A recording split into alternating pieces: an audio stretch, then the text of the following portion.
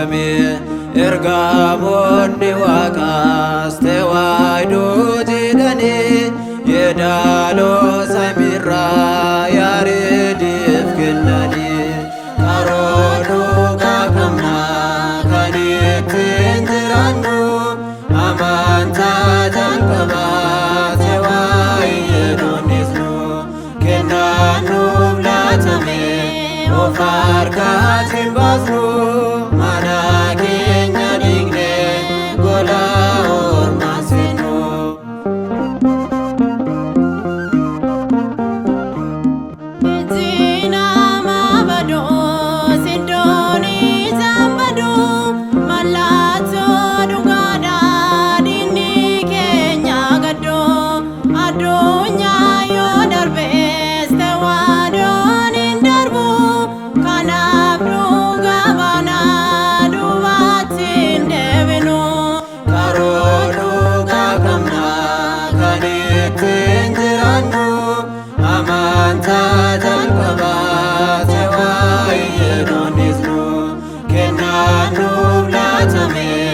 Of harkaatiin baasnu mana keenya dhiignee gola ormaa seennu.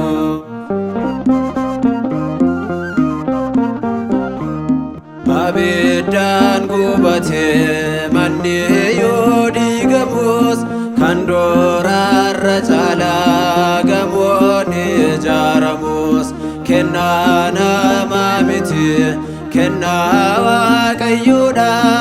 Amantaan tewaayidoo amantaa samiidha.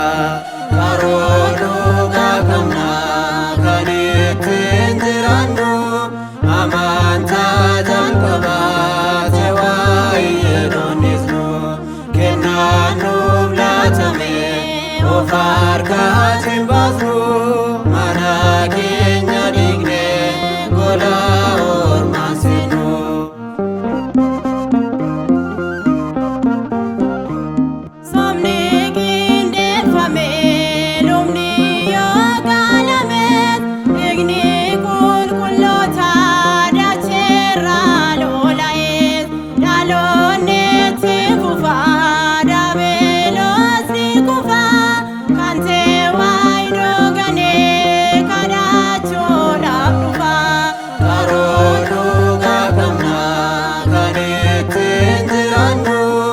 Amantaa jalqabaa tewaayidoonis nu kennaan nuuf laatame of harkaatiin baasnu mana keenya dhiignee gola ormaa seennu.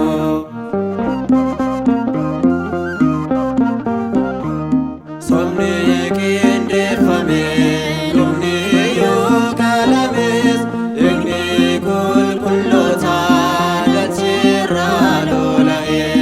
dhaloonni itti fufaa daabiloos ni kufaa kan tewaayidoo galee kadhachuudhaaf dhufaa.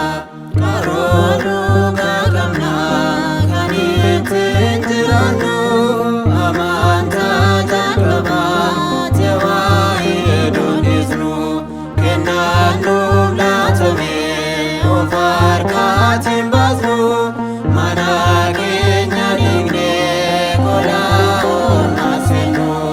Karooruu qaqqabnaa kan ittiin jiraannu amantaa jalqabaa tewaayidoonis nu kennaan nuuf laatame of harkaatiin baasnu mana keenya dhiignee gola ormaa seennu.